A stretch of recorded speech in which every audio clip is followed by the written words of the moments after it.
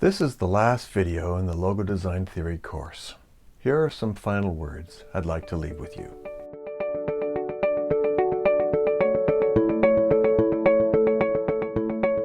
Four-color process printing, CMYK, has been around for well over a century. Today, many homes have their own color printers using the same color inks: cyan, magenta, yellow, and black.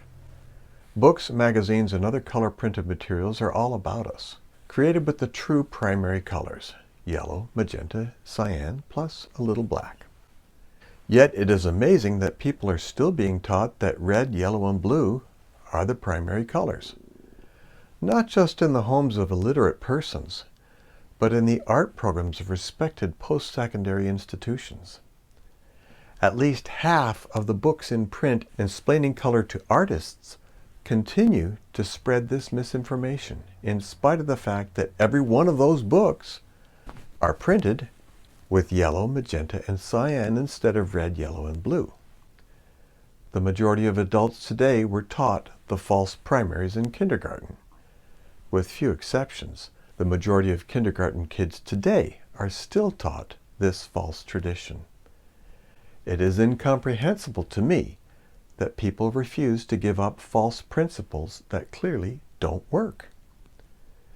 I often explain to my friends that the true primary colors are not red, yellow, and blue, but rather magenta, yellow, and cyan.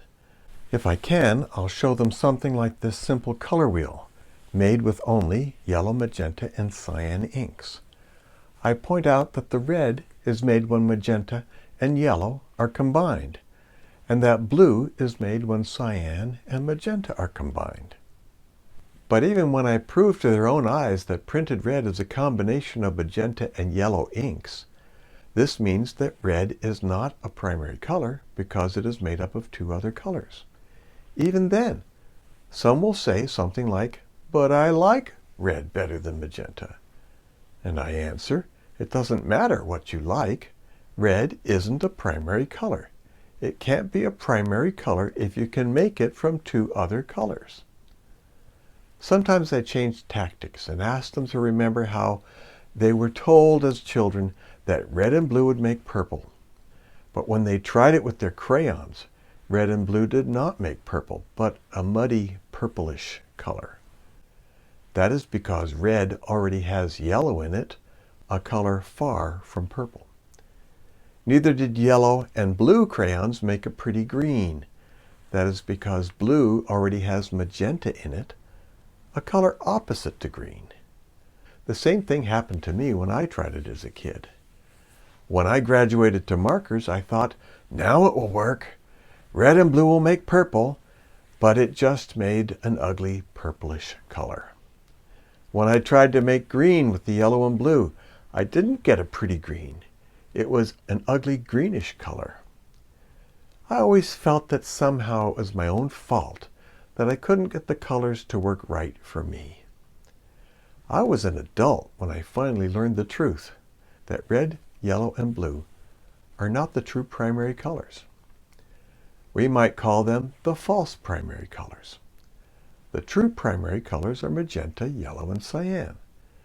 For many people, once I've shown them the truth about color primaries and they finally understood it, their deep-seated guilt that somehow it was their own fault that they couldn't get the primary colors to work was erased. They knew that it was because what they had been told about the primary colors was wrong. Once they finally understood why the crayons didn't work for them, this knowledge was a near miraculous insight, a breakthrough, an epiphany. For a few others, they just could not accept what I told them about magenta, yellow, and cyan. They had been brainwashed and couldn't let go of their decades of conditioning that red, yellow, and blue were the primary colors. I have even seen art books on color that show two different color wheels, one labeled the scientific color wheel with the true primaries, and the other labeled the artist color wheel with the false primaries shown. I laugh. Oh, really? Does the physics of light work differently for artists? No.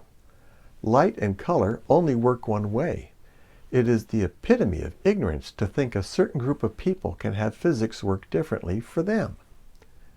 So it is with the 7 deadly sins of logo design. The reason why some things don't work is rooted in physics also, from the way our vision works to the physics of our printing methods. These are physical facts, and ignoring them won't make them go away. These things aren't so because I say so. They just are. All I have done is put in the time to discover them. Hopefully the thousands of examples in this course have helped you see the truth about these core principles. If you have watched all the way to this last video in this series, I am sure many of you are convinced of the validity of the core principles I've taught. If that doesn't describe you, you have a choice to make. You can decide that these things are nice, but you are going to continue doing your branding design as you have always done it. For most, that means hit and miss with their identity designs. Some work, some don't. Or you can decide to really dig in and see if these precepts are merely nice ideas or genuine principles that truly are immutable. Work and discipline will give you mastery, especially with the 7 deadly sins. If you violate even one of them, the identity you design will not work in some way that an identity ought to work. Branding design is both a science and an art. And by abiding by these core principles of branding design, you will not lose your creativity nor be taking the joy out of creating, but rather take a shortcut to more effective and better identity design. Go over these teachings again. Review them every time you do an identity. Before long, they will become a liberating path that will give your identities a more promising future. There is an unmistakable shift in the branding design industry. I am not the proverbial voice crying in the wilderness. Many designers and companies are beginning to see that too often the new trends in logo design just don't work. Or at least they don't work in enough situations where an identity should work. Hence, hundreds of logo designs have been made to correct their former flaws.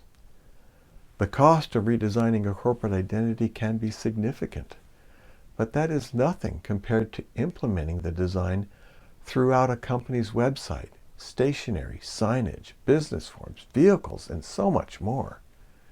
For a small or mid-sized company, the expenditure can be in the thousands or tens of thousands of dollars. For a large company, it will surely be in the hundreds of thousands or even millions of dollars. Someone once said, "If it ain't broke, don't fix it." The natural inference from that is, if it is broke, fix it. So many companies are realizing that their existing logos don't work like they should. These business owners don't know about the 7 deadly sins of logo design, but over time they see the effects of them and are willing to pay to get rid of them. It doesn't matter where knowledge comes from. When we find true principles, we would do well to adopt them. To those who see the validity of what I've presented in this course, I say it's not enough to accept it. Any art form requires practice and discipline, but be assured, practice and discipline over time bring mastery. There is no need to grope one's way blindly. Even so, the labor of branding design is labor indeed. And when your branding design works, it doesn't just feel great. You may have created something that will touch thousands of lives and be useful for decades, maybe even forever. For more information, go to logodesigntheory.com. If you found this helpful, be sure to like this video, subscribe, and share this with anyone who needs to know more about logo design.